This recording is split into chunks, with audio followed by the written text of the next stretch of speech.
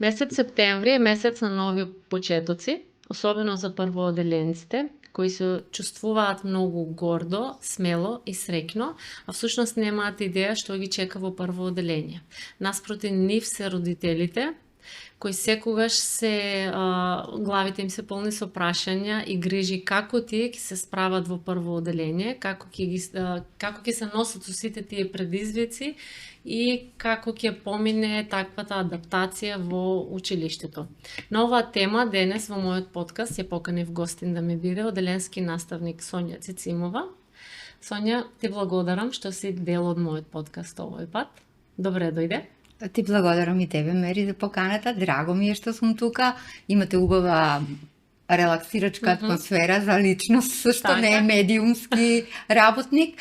И се надевам дека преку нашиот разговор јас ќе успеам да пренесам една вистинска слика од училиштето. Така. Спомнав во најавата за првооделенците, но не значи дека ќе разговараме само за нив. Ќе зборуваме на тема образование генерално, што значи во образовниот процес, вие како просветен работник, нели? Кои се тие предизвици со кои се соочувате вие? Комуникација ученик, наставник, родител. Знам дека имаме проблеми и би сакала навистина јавно да продискутираме за нив и се со цел да дадеме некој апел до родителите или порака или идеја како тие да се однесуваат и како да се прилагоди, еве на почетокот, нели едно првооделенче, како да се прилагоди да биде во првооделение, како да се прилагоди во тој образовен процес. И затоа првото прашање би ми било како да се подготви едно дете за првооделение. Има ли некоја официјална дефиниција или совет кој вие како просветен работник би го дали на еден родител? Официјална дефиниција нема, бидејќи секој дете се доаѓа од различно семејство, а во семејството важат различни правила. Детето во семејството, кој му е природна средина каде што расте и се развива, слободно можам да кажам дека е центарот на случувањата и активностите на родителите. Но со текот на времето, како што детето расте, се појавува неговата потреба дека надвор од семејството има друг живот во кој детето постепено се внесува. Сега ако детето било во градинка, таму постепено низ различни фази, преку активности, на стручен начин се воведува во животот, што значи живот надвор од дома, една организирана и стручна работа со деца соодветна за таа возраст. Сега во училиштето тоа е само продолжеток. Никаква посебна подготовка на детето не треба дека ќе биде ученик. Не, фазите од животот на детето сами по себе наметнуваат како детето треба како се развива, така да стекнува и одредени вештини.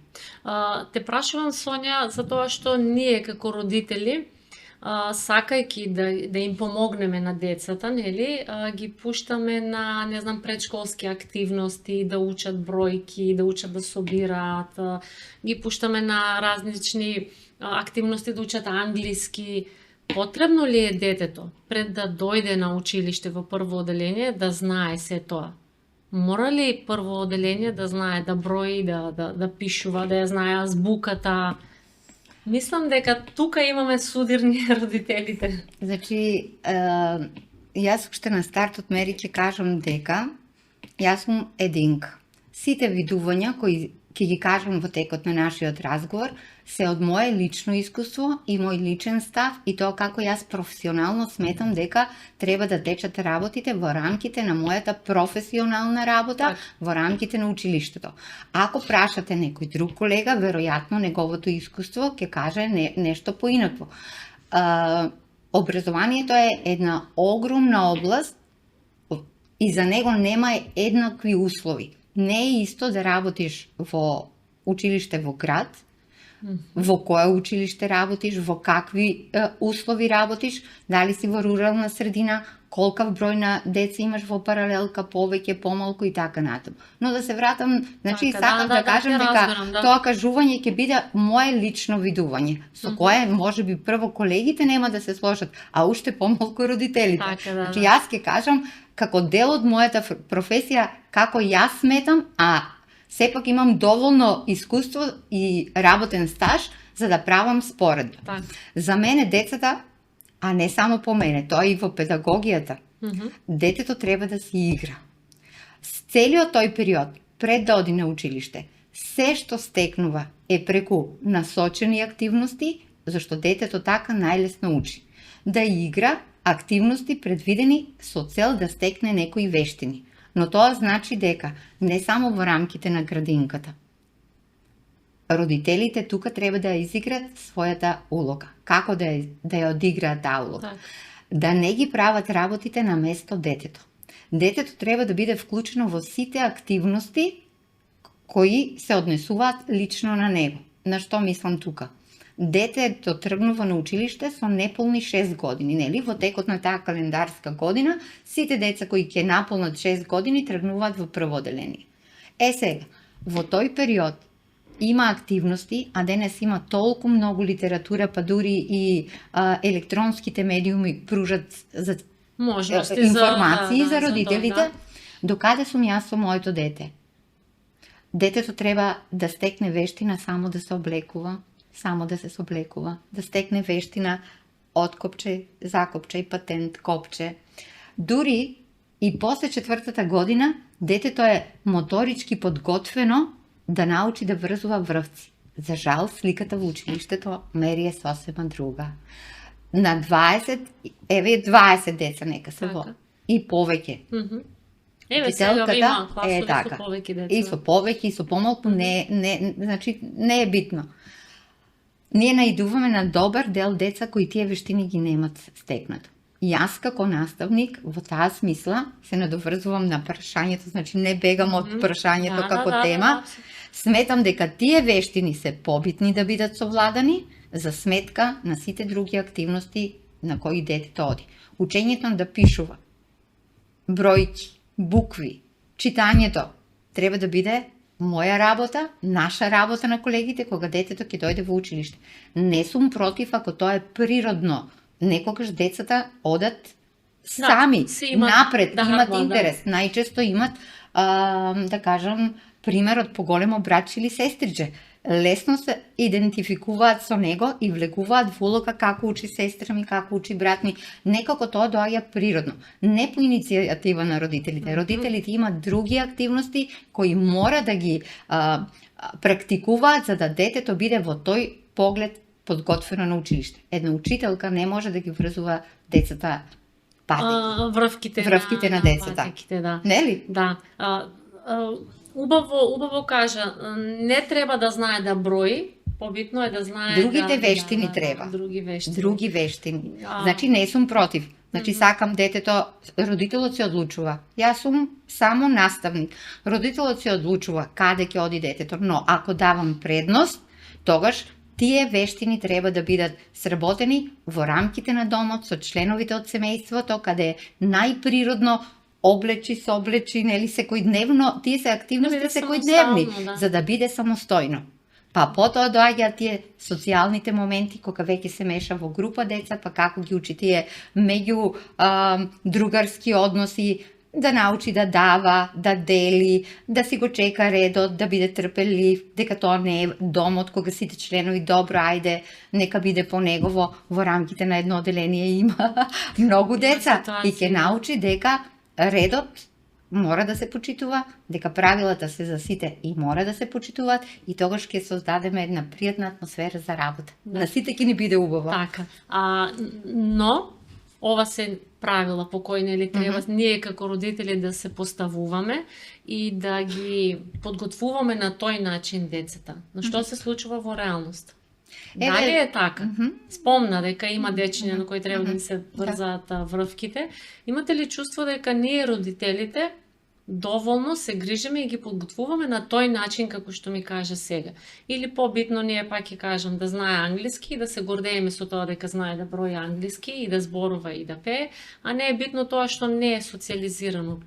Мери, јас морам да кажам дека реалната ситуација во училиштата е дека на децата англиски јазик има веќе многу поблизок од колку мајчиниот јазик. Тоа е реалноста.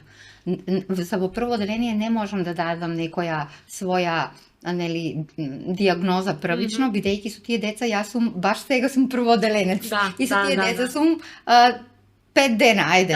Да. Со кратко видување, имињата уште им ги учам и така натаму. Меѓутоа, во претходната генерација дојдов до ситуација кога објаснувајќи некој поим кој требаше оделението да откриеме кој поим е тоа, еден вид загадка беше.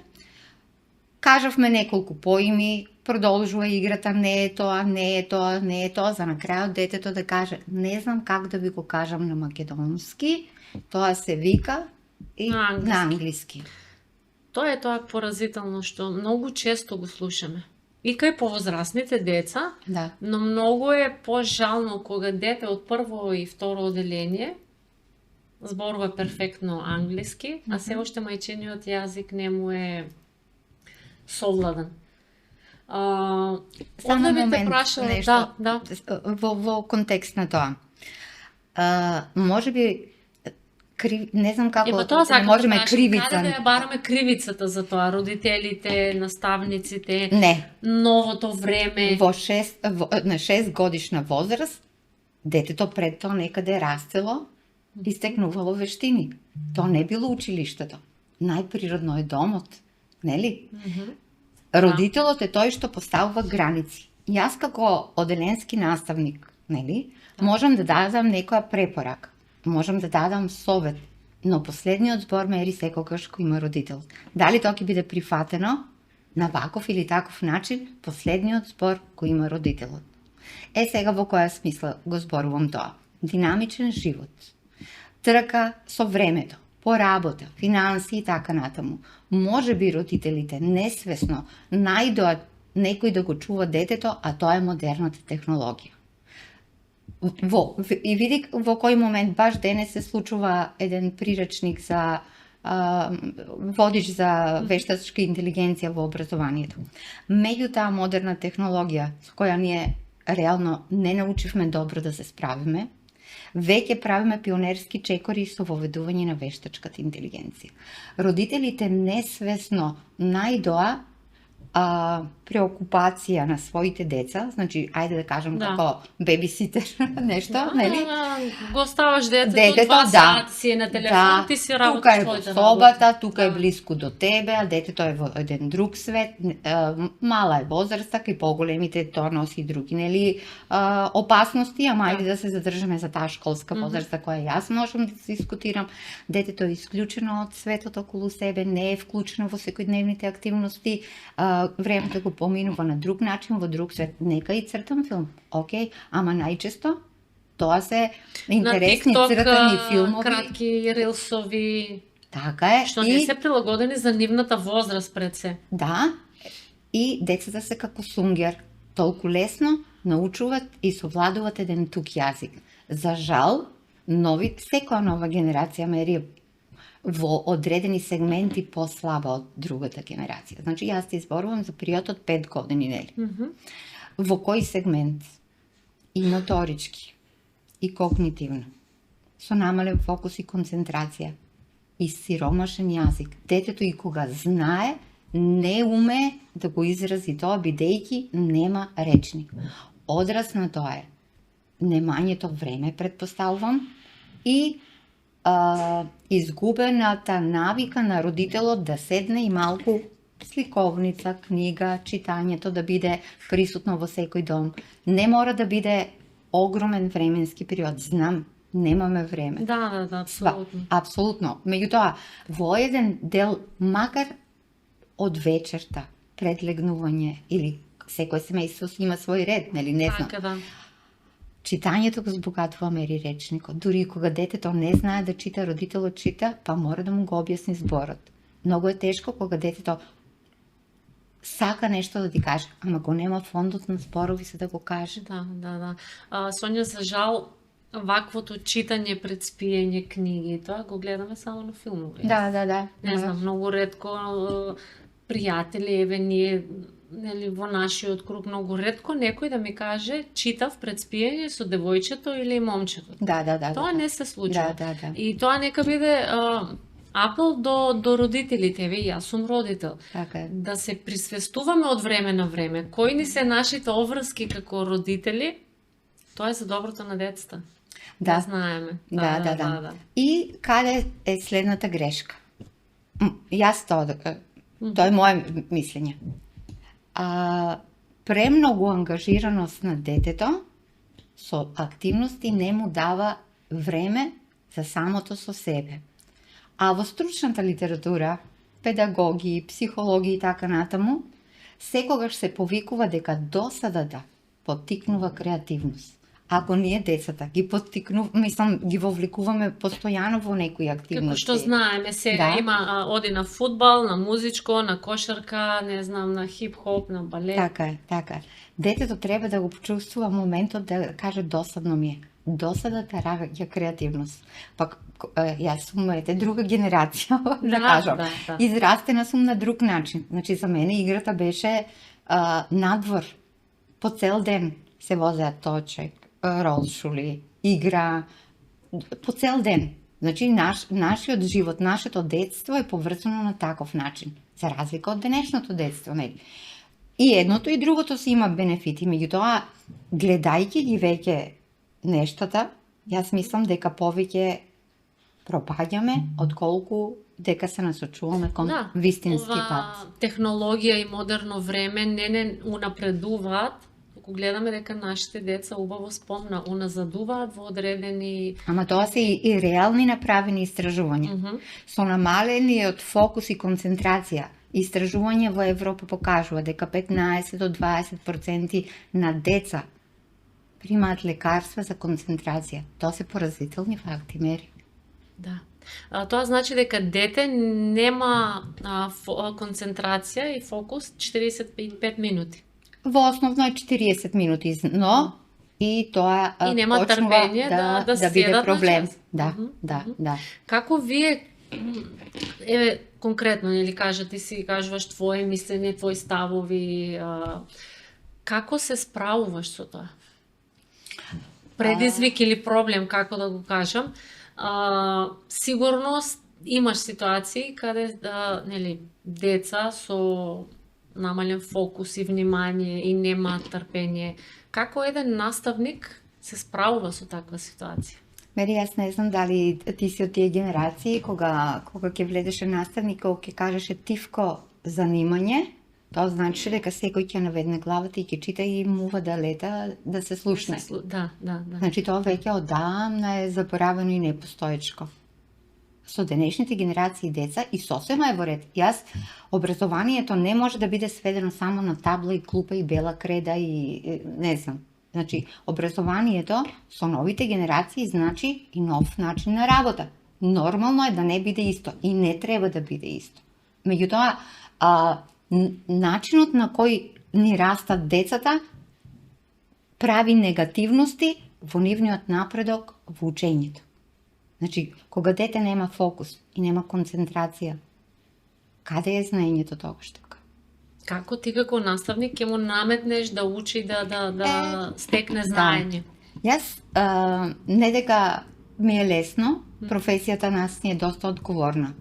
Колку е ценета, тоа е друга тема. Во друга прилика. Да. Има многу за што да се дискутира. Има и планирај си некогаш што повеќе колеги. Знаеш, кога секој ќе си ги каже нештата, мене едно ми пречи од моето искуство. Друг колега ќе каже, значи ние сме огромна маса на луѓе. Образованието е стоп на општеството. Иако е потиснато од низа неправилности и некако подценето.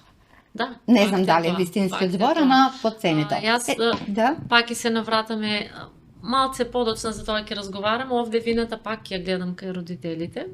И таа почит према наставниците. Треба ние самите родители да ја внесеме кај децата. Ако ние, јас кажам дома дека треба да бидеш послушен и треба да го слушаш наставникот, нели? Ако знаеме да кажеме учителката, тоа дете ќе ве почитува. Да. Пак се враќаме на проблемот на домашното воспитување и родителите. Но ќе го дискутираме тоа, сакаше друго да... Сакав друго да кажам. Околу како тоа се организира настава. Менеджмент во училница е работа на наставникот. Од распоред на столче, клупа, мебел, кое дете каде да седи, ги осознаваме нивните карактерни особини, ги разделуваме тие кои можеби преку разговор ќе пречат на часот на другите. Значи тоа е менеджмент во училница и тоа е моја работа. Тоа е моја обврска и тука јас имам своја доминација. Улогата на родителот е да ме поддржи и да научи да ги почитува правилата кои наставникот ги поставил. Во смисла, од почетокот, кога детето доаѓа на час, дека не се доцни, дека се носи училишна униформа, дека зададената обврска за дома е за сите, па и за неговото дете, нели, без исклучоци, и дека поставениот ред во училницата значи дисциплина и можност за пријатна работа во тие 4 зида. Кога еден наставник ќе постави правила, работата сама по себе, јас у суштина и немаме ние проблеми со децата. Децата се навистина послушни.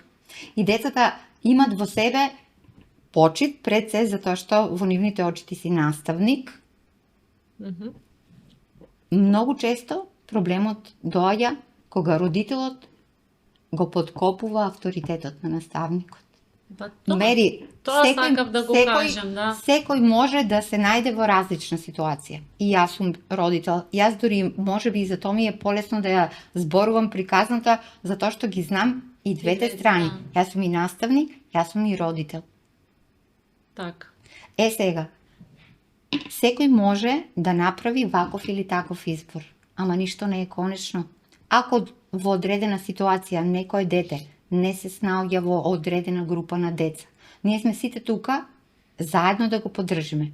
Но ако и тоа не помага, има можност детето да најде друга посоодветна средина. Мери, ние не сме во училиштето да ги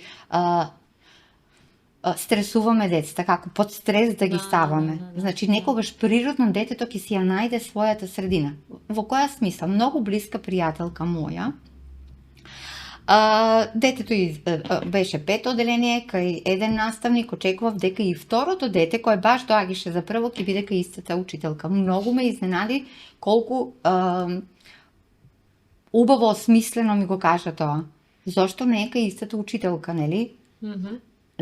Карактерот на детето и начинот на работа кај таа учителка, пошто веќе, нели, како родител знае, дека се не споиви. Дека тоа дете пара еден друг вид на работа, може би друг пристап од наставникот, зашто ако ни се двете деца, лично мои, иста мајка, на ист начин воспитување и така, најчесто децата ни се различни, север и југ. И кога родителот ќе процени, и е во можност, таа била во можност, така самата да си каже, не карактерот и можностите, му треба повеќе време и така натаму, а темпото кај оваа наставничка е многу брзо и нема да се снајде.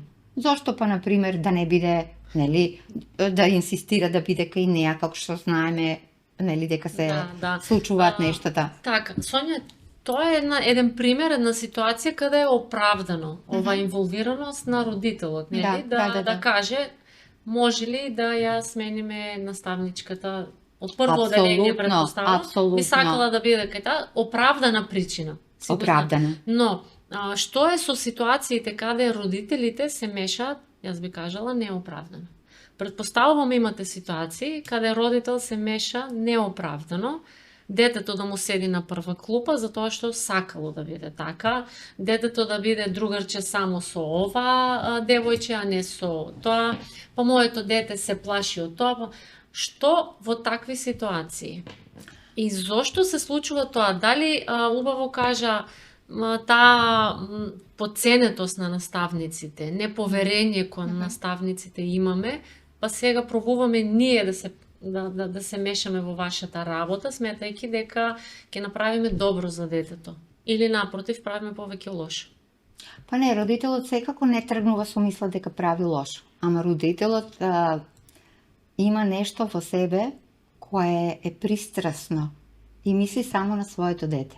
Јас, Мери, сум стручно истренирана да ја гледам широката слика, големата слика во која ќе бидам еднаква и правична за сите. Правејќи сегменти од само тоа дете, за сите ќе важи, ама за тебе нема, ред во училницата нема да има. Секогаш има родители кои ќе пробат да дадат некаква сугестија. Меѓутоа, наставникот е тој, јас за мене ќе си кажам. Значи, јас ќе кажам да, тоа е ваше мислење, но ве молам да ме оставите со доверба дека јас сум таа која ја организира работата во училницата. Вие можете само да ми кажете ако има нешто лично, како родител, за вашето дете на кој јас треба да водам грижа заради здравието и така натаму. Се друго, така да се изразам, од хирови исполнување, училницата не е место за тоа. Учителките не се исполнувачи на желби, ние имаме наставен план и програма и бараме начин како тоа најлесно, најправилно да им го доближиме на децата. Родителите со тек на време, тргнати со таква идеја, дека ќе кажам на учителката во првата клупа да седе до Мери, а не да седи до Сонја, ако кај мене тоа не поминува. Значи јас имам генерации родители, ние сме мал град, претпоставувам дека и некогаш ќе дојдеш во ситуација со некои родители кои мене ми биле родители, нивните деца ми биле ученици. Значи јас сакам правичност и кога детето ќе биде на некој начин казнето, нели, опоменето, да знае зошто е тоа, дека редот е ред и важи за сите.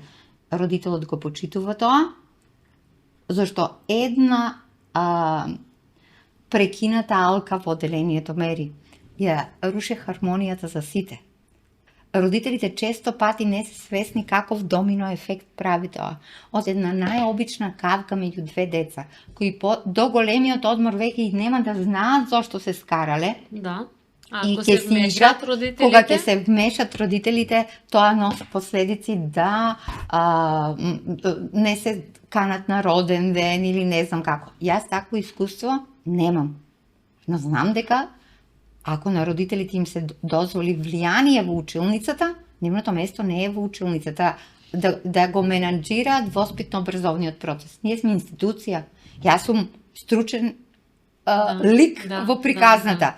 Зад мене стојат директорот, педагог, психолог, логопед, специјален едукатор. Ние сме тим кој можеме да му пружиме се во интерес на детето.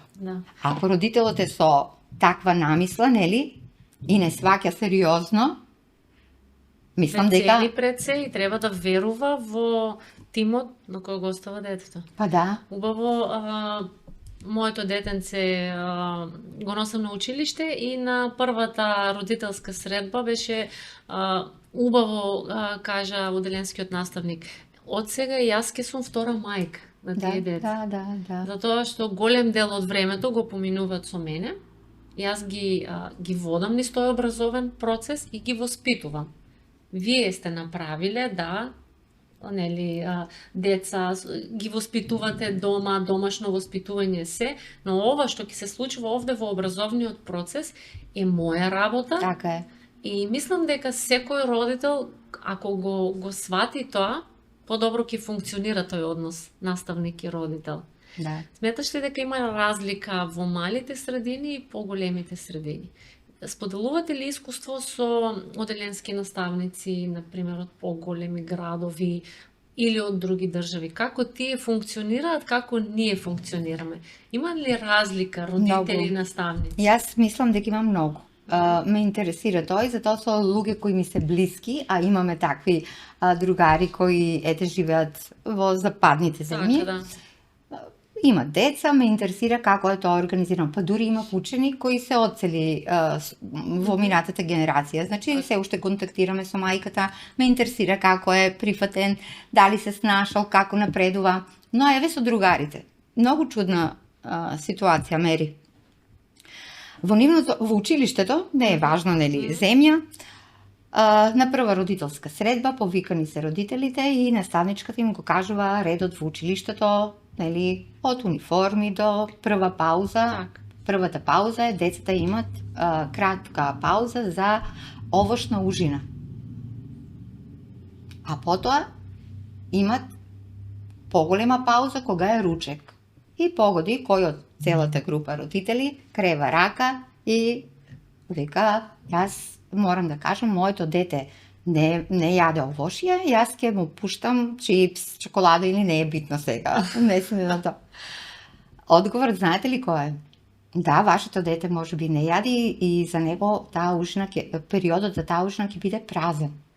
Нема да му не дозволуваме да донесете ништо.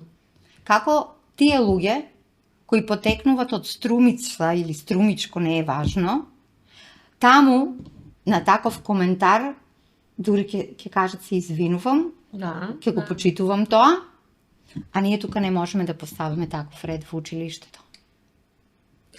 Моето дете, значи во училиштето мора да има, по мене барем, тоа е правилно, секојаш има исклучоци, ама тие исклучоци треба да бидат оправдани заради здравствени причини, заради нели некоја друга прилагодливост, семејна ситуација, нели? Да. Океј, а се другото мери е само хир. И помодарство, јас би кажа. Да.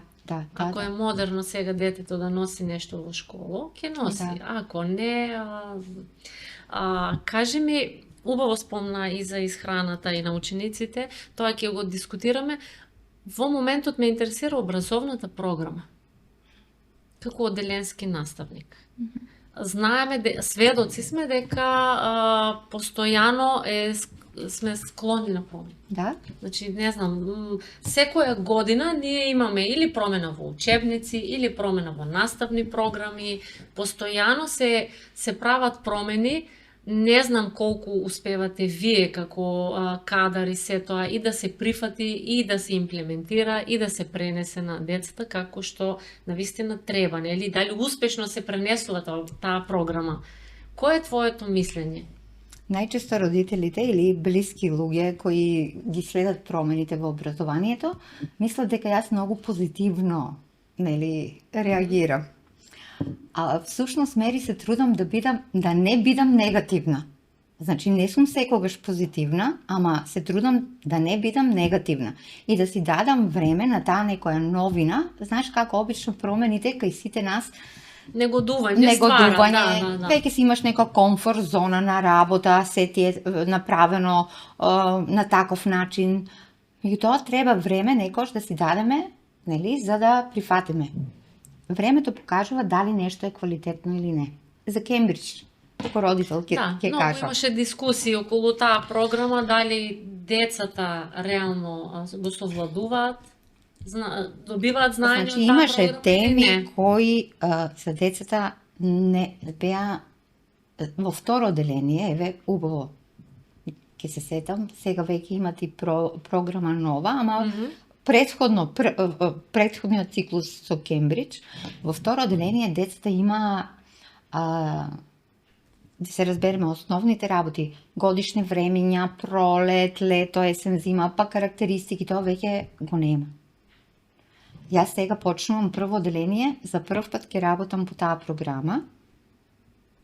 Прво, второ, значи колешките веќе имат работено и за тоа можам да направам некој пропуст. Тоа ќе зборувам за периодот предходно. Так.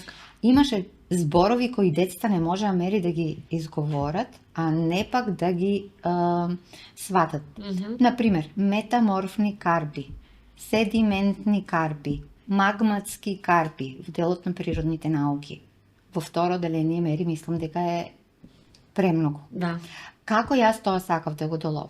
Тука како успевате? Тоа се мали тајни на големите мајстори, тука е стручноста на наставникот.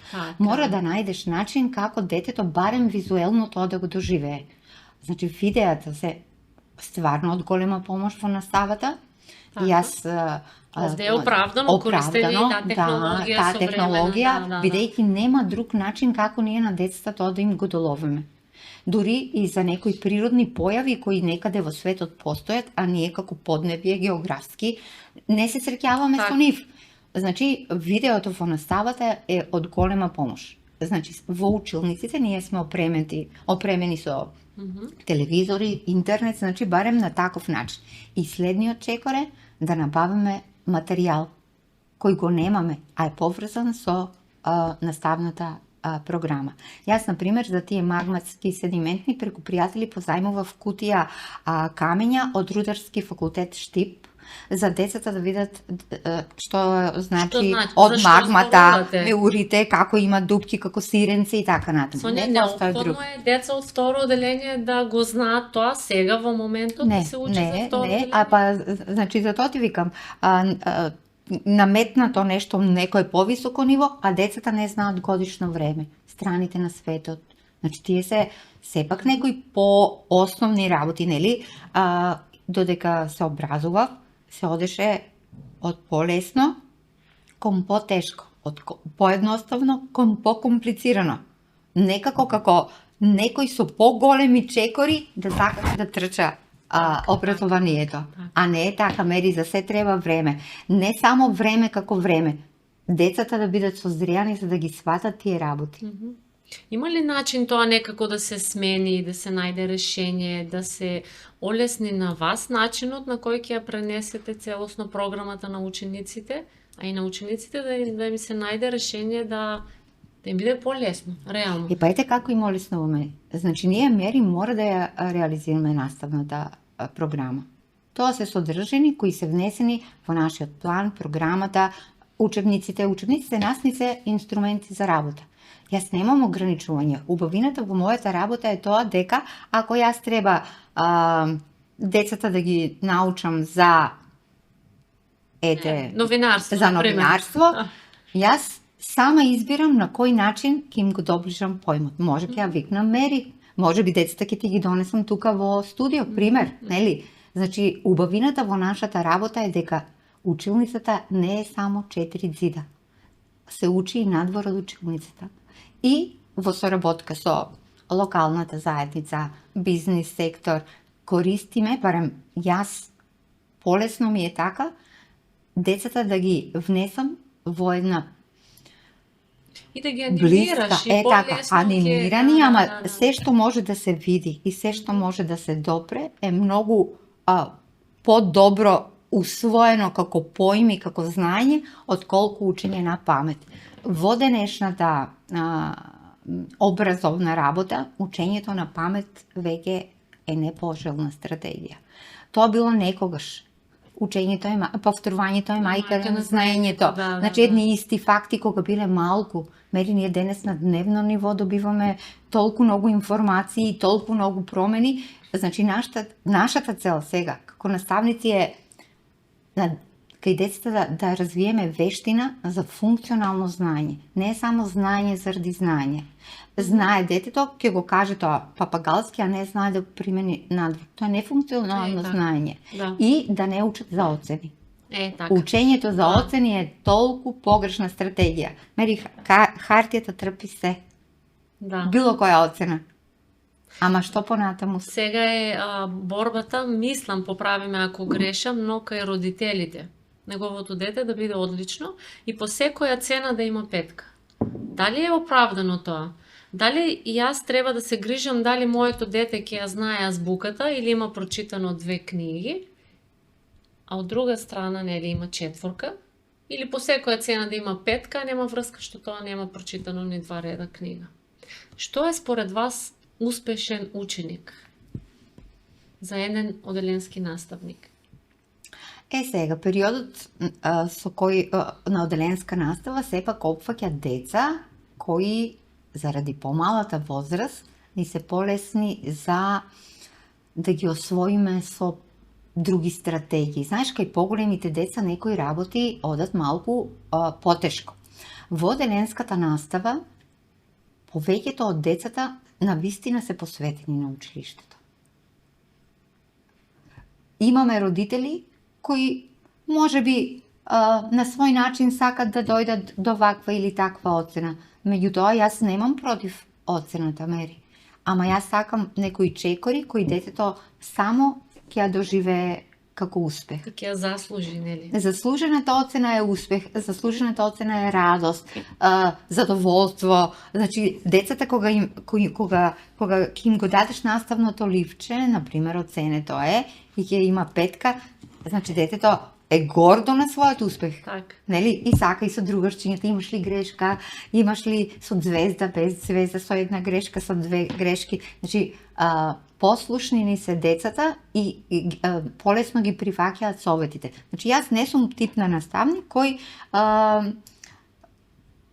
на детето ќе му кажам домашната не е напишана казна. Ти веќе сам се имаш казната. Еве, Мери нема домашна, веќе Мери за утре ќе има 2 домашни. Ама ако имат напишано 20 деца, и Мери ќе го напише домашното, нели? Да. Знае дека обврската мора да биде постигната.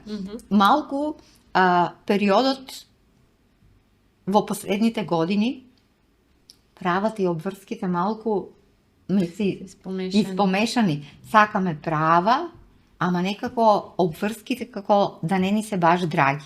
Да. Наставникот е пак тој кој мора да најде начин да се бори за оцени. Притисокот за оцени мислам дека е повеќе во предмет на настава. Над 5 оделение. Да. Така. Таму е борбата. Да. Сечие дете да биде одлично. Јас ќе се ограничам во тој дел, бидејќи не предавам таму, меѓутоа од реалната ситуација во училиштето, гледам дека секој родител, не сме мала средина, Мери. Ние можеме сите еден до друг да дојдеме. Ако не те знам лично, ќе најдам некој кој пие кафе со тебе и ќе кажам аман Мери, нели, за оцена и така натаму. Не води оцената до успех. Што понатаму после со тие деца? Да, ако он има 5, но не знае, пак ќе кажам, нема прочитано ниту една книга, нема научено ниту нешто во животот, тој образовен процес, џабе му е 5-ката. Друго, и не се сите родители такви, Мери, морам да кажам дека има маса на родители кои се многу искрени и отворени. Значи, напротив, барат од нас соработка. Не легнува, значи возраста јас со која работам, не си легнува на време. Значи, Спас бара од мене да биде искритикуван ученикот. Да си легне на време. Не му е прочитана лектирата. Значи, родителите барат помош. Не го прикриваат тоа како недостаток. Свесни се. Јас мислам дека последната генерација ученици, единствено нешто со кое јас мислам дека сакав да биде поуспешно, е читањето. Многу тешко, Мери. Премногу тешко. Децата дефинитивно се помалку читаат.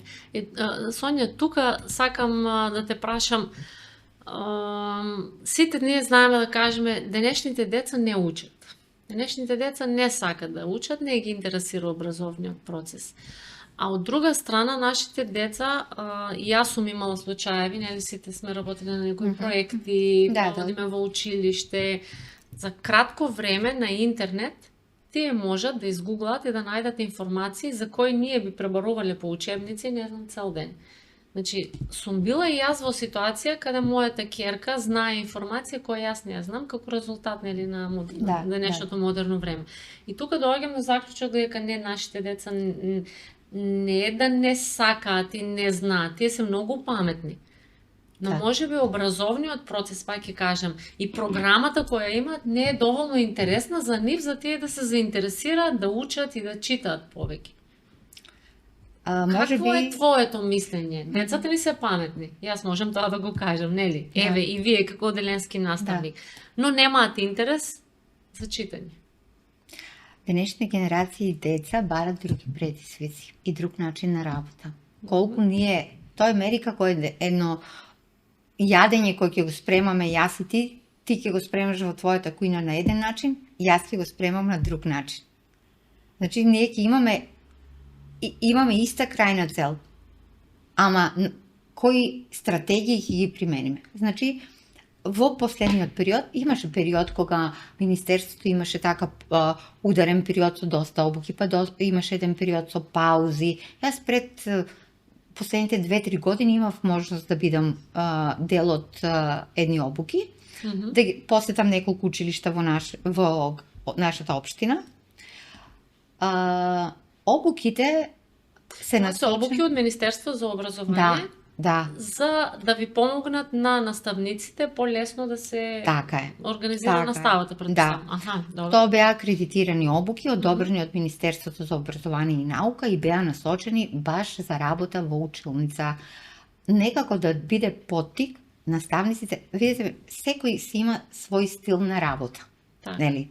Начинот на кој ти го организираш овој подкаст е различно од некој друг. И секој еден во професијата си има изградено свој стил. Меѓутоа, обуките беа да бидат со цел беа да дадат поттик ние наставниците да кажеме дека пајде да пробам нешто ново во мојата училница.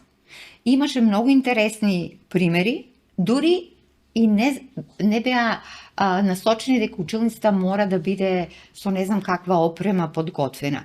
Тие беа повеќе поттикнувачки како децата да бидат вклучени. Неактивирано дете на час му е досадно и не слуша. И ќе напушти училницата низ вратата да не знае воопшто како поминал часот. Така.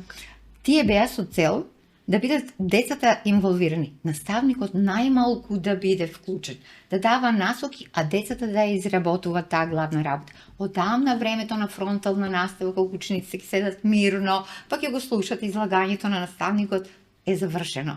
Така. Денешните генерации прво немат ни фокус ни концентрација за таков монолог. Тие барат активности, а дека се паметни. И сега тоа се однесува и за помалите во одделенска и за предметните. Тоа не значи дека од корен наставникот треба да си го смени стилот на работа, но да внесува свежина во наставата. Кога на децата, дури има една техника превртена училница, децата го спремаат часот. Наставникот им даде насока за утре тоа, мери како тим со друг. Даваме можност за самодоверба, за тимска работа. Си помагаат едни со други, изработуваат едни со други, водат грижа за главните, значи тебе ти треба концентрација за да ги вадиш најважните работи од некоја лекција. Да. А наставникот е утре тука, па кога вашето излагање ќе биде можеби не целосно, да даде дополнување, а децата да бидат тие кои имаат чувството дека го воделе часот. И на тој начин ќе се заинтересираат децата да учат за конкретен предмет, например, да кажеме географија, не? Да. Убаво спомна, помина генерациите каде излегува наставникот и ја раскажува лекцијата 35 минути, тие слушаат, звони звончето и завршува. Ваквите генерации нормално дека нема да го трпаат тоа и како да кажем, Не нема е да прифатливо. и не е интересно. Да. Подобро дај на интернет да се најде секој по еден факт да Јас мислам и колегите тоа го практикуваат со поголемите деца. Посамостојни се. Подготви презентација, изработи, нели има Карина Хамер да биде, активности на часот.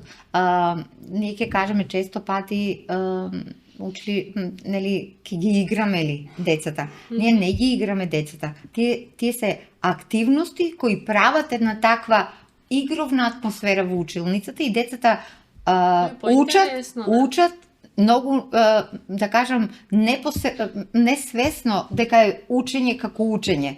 Нели? Монолог да слушат, пајде да запомтиме, пајде да повториме, пајде дали реков вака или реков онака. Кога сам го изработуваш, мери, ги минеш чекорите сам, многу е полесно. И еден друг момент, за денешните генерации се бара да им насочиме еден друг стил на учење на децата. Најчесто тоа се мисловните мапи. Секој сам си одредува по тие клучни неколку точки од лекцијата како ќе ги презентира. Значи, тоа е мисловна мапа, се не е потребно долго објаснување, така се поттикнува концентрирано да ги подвлекува битните работи, да не се ја учат направи лекции од по 2 страни. Да, значи децата е 3 страни, 5 страни лекцијата, нели? Не, а уствари поентата е да бидат извлечени важните работи. Зошто? Затоа што денешното образование бара функционално знаење, информацијата од првото полугодие да биде задржана како информација и функционално знаење кое ќе биде поврзано со некое знаење кое детето ќе го стекне во второто полугодие или од 6 во 7 и така натаму и така натаму. Да. Значи, стилот на предавање како да го заокружиме сугерираме, овој дел, да. Да. Промена на стилот на работа кај наставникот, стратегии на учење и предавање и стилот на учење кај учениците. Тоа треба да биде променето и мислам дека за сите ќе биде полесно. Ќе има напред. Да. Да.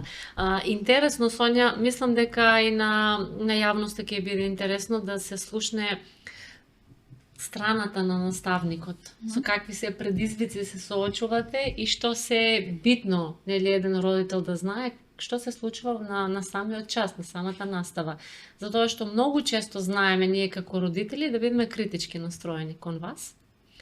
Ова дете го сака, другото не го сака, или на ова дете му обраќа повеќе внимание, на тоа не му обраќа, и знаеме многу често да класифицираме добар и лош наставник. Да. Постои тоа? Добар и лош наставник? Мери, во јавноста постојат секакви наставници.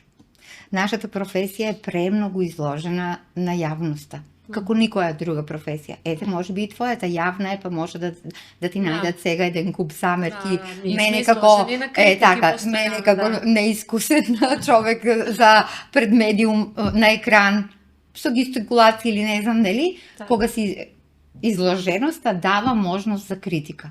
Ама колку е таа критика оправдана? Јас сум за конструктивна критика.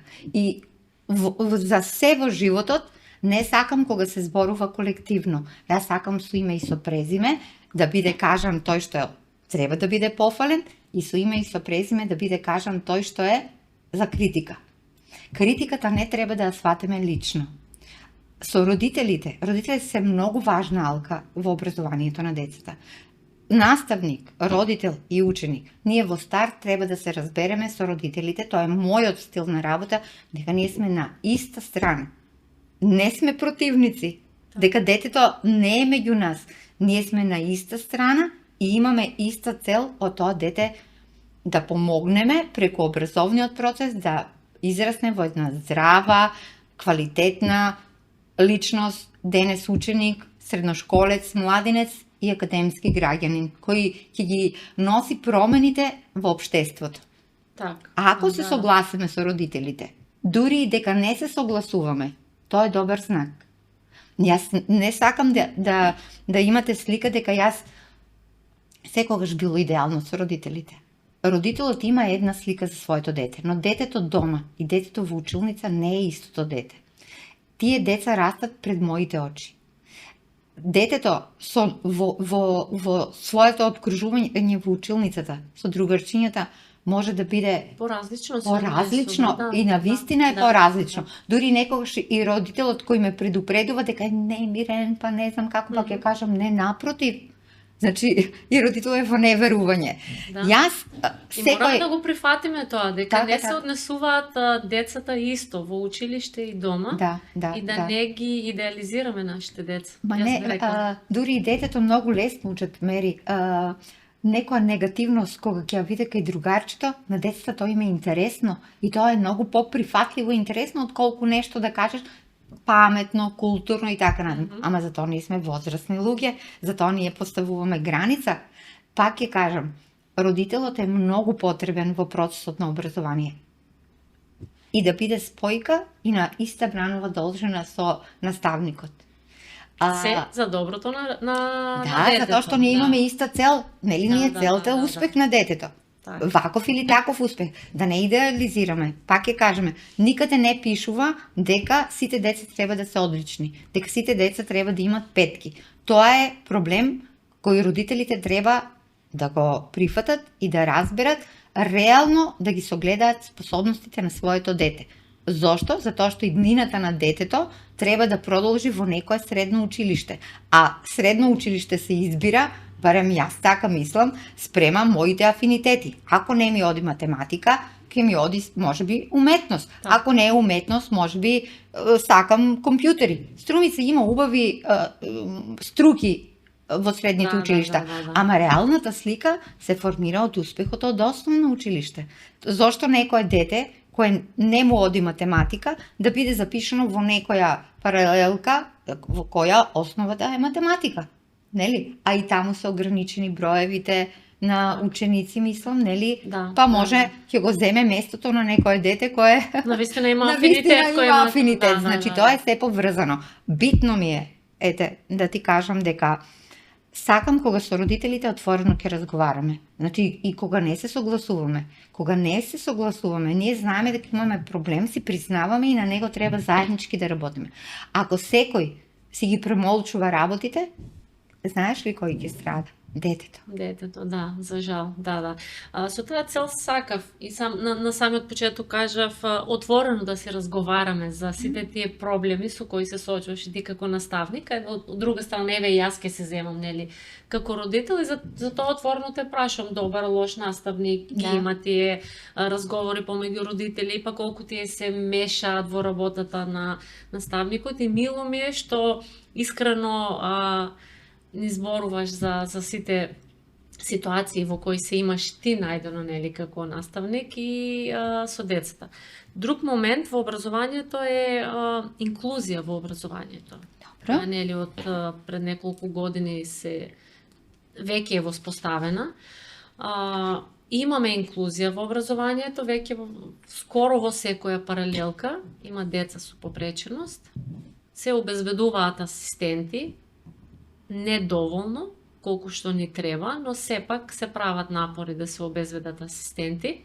Како вие, како оделенски наставник, ја прифаќате таа инклузија во образованието и што значи за вас кога во една паралелка има дете со попреченост во однос на совладувањето на целосната, нели, таа програма и како другите деца го прифаќаат тоа?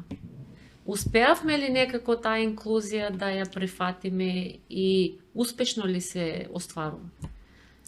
Инклузијата е веќе доста години внесена во основното образование, а од основното, нели, се продолжува и во средното школо. Гледам дека точно обезбедени се лични и образовни асистенти, тоа е за поздрав. Во секој случај на тие деца им треба поддршка. Од оваа година мислам дека образовните асистенти се влезени во средните училишта. Да, во средните училишта, да. Инклузијата сама по себе бара една многу голема организација и подготвеност на училиштето. На почетокот, кога беа внесени првите деца со атипичен развој, добар дел од училиштата не беа подготвени. Зошто? Кадарот не беше подготвен. Не. Прво, инфраструктурно училиштата мери не беа подготвени. Дете со хендикеп кој не може да се движи, треба да биде само во подрумската просторија во нашето училиште, тоа е најдолниот дел. Иако, например, кабинетот по музичко е горе. Тоа паралелка ќе биде фокусирана долу и наставникот ќе дојде. Ама ако кабинетот е по музичко опремен со се и се што не е возможно тие сите инструменти да бидат донесени во училница. Пример еден. Може да е тоа кабинет опремен по географија, по хемија, по физика, каде тие ученици мора да бидат стационирани во таа училница и не е проблем наставникот да дојде. Ама децата губат. Во која смисла? Што фали во тоа училиште? Пример, фали лифт. Фали адаптиран пристап. Рампа. Фали специјално столче.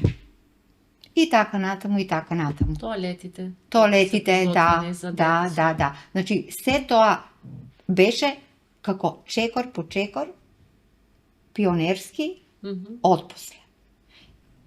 На каков проблем ќе наидеше училиштето и какви потреби ќе имаше детето, училиштата тогаш беа ставени во ситуација тогаш да се решава проблемот. А нели малку треба прикасната да биде поинаку, поинаков редослед, за да на тоа дете услови, па после да се значи, спроведува инклузијата. Јас барем мислам дека инклузијата значи кога ги отвараме вратите за сите деца, така, без оглед на типичен атипичен развој, треба да има услови за сите. Така. Така. Училиштата на почетокот беа неподготвени. Јас тоа зборувам тука во нашата средина.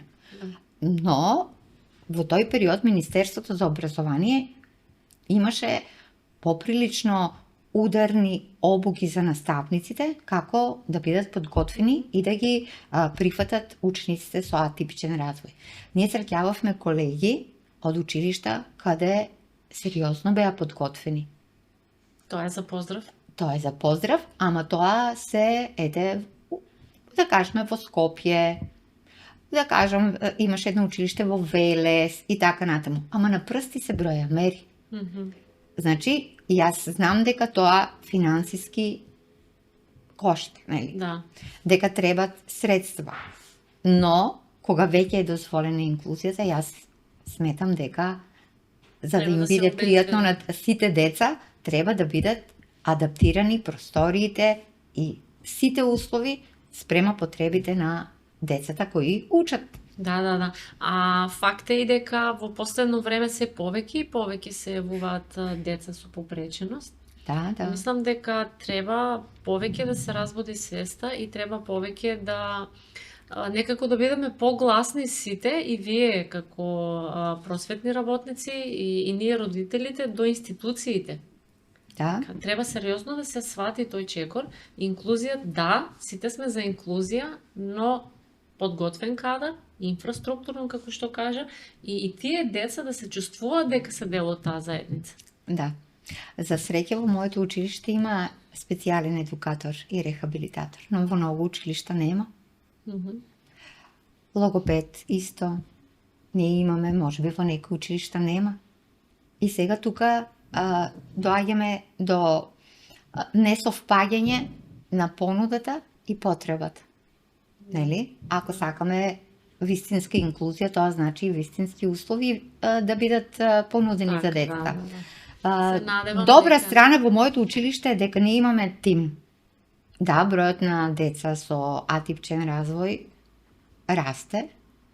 Меѓутоа имаме тим, имаме сензорна соба и училиштето може да пружи одредени има можност да прифати деца.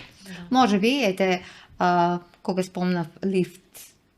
Так. Тоа не се знае мери кога ќе треба, кога нема да треба, ама кога веќе нели пуштена таа инклузија во основното училиште, треба да има услови, нели? И ваква сензорна соба не треба да има само во Видове Подгорец. Да. Треба да има во секој училиште. Да. Затоа што деца има веќе во секој клас, како што кажуваме, не само во секој училиште, а се надевам дека ќе има промени што се однесува до инклузијата во позитивна насока и дека и на тие деца со атипичен развој или дете со попречености ќе им се овозможат сите услови како на секое нормално дете да учи и да биде дел од образовниот процес.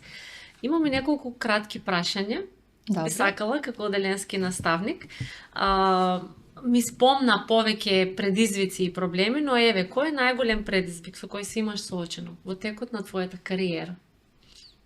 Најголем предизвик? Имаш ли некој момент кој, знаеш како викаме, не можам да го заборам тој момент, но се имаш справено? Или ученик или дете кој ти има оставено впечаток со некој негово однесување или момент или промена, не знам? Да. Уште почетник бев кога од една паралелка, во мојата паралелка дојде еден нов ученик. Почетокот не ни беше најдобар, можам да кажам. Тие работи мери не се учат на факултет, тоа го нема во книгите. Тоа е како да ти кажам, наставникот е како некој диџеј, ја следеш ситуацијата во училницата и знаеш кога треба нешто, кога не треба, кога има нешто ефект, кога нема ефект. Знаеш како, нели, за некоја работна атмосфера, за некоја забава и така натаму. Значи, ти си тој кој треба да знаеш како да ги кога што за да биде во вистински момент. И ти учиш спонтано преку децата, мери. Пробуваш едно, пробуваш друго, пробуваш трето. Се разочаруваш, се преиспитуваш, почнуваш да се сомневаш и во својот избор, дали си за таа професија. Ти се има случај. Да, Сонја, искрено. откажи се, не да, биди си веќе. викаш, не знам, каде уште да барам решение. А нешто во тебе, барем јас сум карактерно, јас сум човек кој не се откажува лесно. Так. Ама има моменти кога ќе кажеш, јас изгледа толку. И после некој извесен период, ти почнуваш да го гледаш бенефитот од својот напор, труд, од талкањето, барањето. И тогаш тоа е едно чувство кога ќе кажеш, значи вредеше. Кога почувствуваш моментот, кога чувствуваш дека некој дете вистински ти верува. Кога ќе дојде нешто ќе ти каже, а го чувствува како тајна и го споделува со тебе. И ете, јас, например, имав дете кое имаше проблеми со пишувањето и на часот, значи доаѓа и ми кажа, учителки, јас знам тоа да го кажам, ама не умеам да го напишам. И тука нели, таа емоција. Да.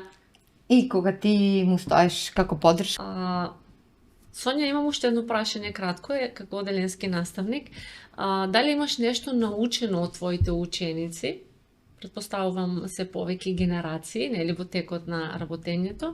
На што тие те имаат научено тебе како наставник? Животна лекција би кажала јас. Секој ден во училницата е мери предизвик. Значи, секој дете си е приказна за себе. Ние сме другож во училницата и може ти во главата имаш една идеја, напишана подготовка, нели, како се тоа ќе тече и се случува момент кога се оди во сосема друга насока. И ја искористуваш таа ситуација да кажеме дека децата учат тогаш за другарство, ако е некоја ситуација кога те инволвираат и тебе за да земеш страна праведно, неправедно и така натаму. Значи, најкратко можам да ти кажам дека децата ме учат дека вреди да си правичен. Иако во моментот можеби некој некогаш нема да биде задоволен од твојата одлука, децата ја ценат праведноста. И исто така децата некогаш можат да ти кажат каде си изгрешил. Во претходната генерација, една претходна генерација ученици, на крајот од пето, сакав во писмена форма, најприродно во својот дом, да ми кажат најубаво осеќавање од тие 5 години, најнеубав момент и дали учителката тебе нешто те изгрешила. Повеќето деца беа со пофолни зборови, со убави моменти, ама во едно писмо мери јас си најдов една грешка. Значи, станува збор за период од второ оделение, значи детето си го памти како неправедност, ама тој било начин, момент кога јас го памтам моментот, ама сметав дека така треба да биде. Меѓутоа, карактерот на детето е друг, поради почитување, ајде и здраво почитување, заради авторитет на наставникот, никогаш не се имаше решено да ми каже. Писмото беше момент кога јас сватив дека и се извинив. На час најчесто сакам да работам во групи. Групата ми е момент кога децата сами одлучуваат лидерство, кој ќе пишува, кој ќе презентира, кој кога ќе биде прв, втори и така натаму. Значи се учат на тимска работа. И додека очекував дека во една работна атмосфера се треба да тече, а децата се второ оделение, нели? Ама нели од мали нози ќе учиме. Една од групите си дозволи малку да ја наруши атмосферата во училницата, беше предупредена, меѓутоа во нивната работа тие повторно има еден немир во групата и јас ги замолив за да ја напуштат училницата до вратата. Тоа беше една мини казна, да кажеме. Знаете што во тој период децата, ете сега ќе помине директорот или колешката, веднаш ќе знае зашто сте извадени, нели, дека, нели, за да бидат и чувството на срам малку, да не им е се едно, и не им беше се едно. Доволно беше, значи една минута, стојам до вратата, тие стојат и да се вратат. Меѓутоа, девојчето од групата сакаше да каже дека е неправедно извадена и заради другарство го нема откриено виновникот кој ја предизвикал кавгата во групата. Значи го почитувам другарството, јас како наставник да, но можеби ете сум требала веднаш да поставам прашање и да кажам кој е виновникот и да го кажат. Меѓутоа искрено верувам дека немаше да ми го кажат. Да. И после 4 години, после 3 години. После 3 години во писмото во пето оделение, тоа беше напишано и тогаш имавме една заедничка забава. Јас го искористив моментот јавно пред сите деца и родители имаше да се извинам за својата погрешна постапка. Да, Сонја, значи ние има што да научиме од нашите деца. Треба да си ги сакаме, да си ги цениме и почитуваме децата, да им ги овозможиме сите услови за развој, за успешно да се справат во тој образовен процес. Секако, ние треба да помагаме на вас, оделенските наставници, но пак ќе кажам, во никој случај да не се мешаме ниту во работата, ниту во одлуките кои ги носи наставникот. Па макар и да бидат грешни во одреден момент, секако вие сте наставник, тука сте, вие сте со нив 5 години, нели? Во тој образовен процес, на крајот се е за доброто на децата. Сонја, за крај сакам да ми кажеш некој апел до родителите и до сите деца. Конкретно еве за првооделенците, така ни почна разговорот за првооделенците. Апел да ни дадеш. Или совет, ајде да кажем сега, да не биде апел. Апел, совет, значи јас сметам дека е неопходна соработката. Со родителите мора да соработуваме. Меѓутоа мора да се знае до каде е нивната граница и ако не се повикани да влезат во мојата професионална зона, да не вршат непотребни влијанија.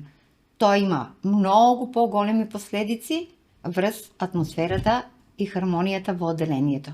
Ако наставникот ги прекрши своите правила кон едно дете, нема причина зашто другите деца тоа да го почитуваат. Значи, јас како наставник, а тоа секој еден наставник го има, веќе сме изградени да ја гледаме големата слика. Во таа голема слика мене не ме водат чувства само кон едно дете. А родителот во таа голема слика го гледа само своето дете. Така. Е тогаш, кога со целосна доверба ни ги дават децата, да работиме со нив, да ги воспитуваме и да ги образуваме, тогаш ќе има успех. Да, тогаш ќе има успех, но и ќе ги повикаме кога ќе ни бидат потребни. Нивно е да бидат тука кога ни требаат и на нас и на децата. Да, јас би додала, ние како родители е битно вас да ве почитуваме, да ве цениме како просветни работници, како оделенски наставници на нашите деца, како учителки на нашите деца. Јас ти благодарам на овој искрен разговор. Се надевам дека ќе допреме и до првооделенците и до нивните родители. И мило ми е што се одзва на мојата покана да дојдеш како за прв пат во медиум.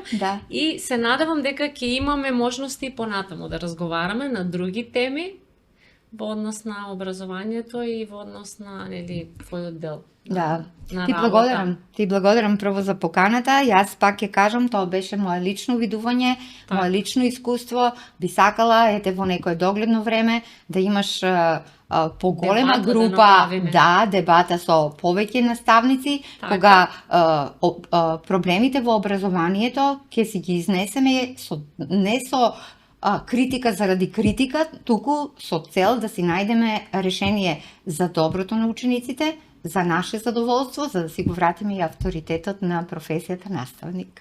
Така. Благодарам, Сонја. Благодарам и на вас за вниманието и се гледаме на наредниот подкаст.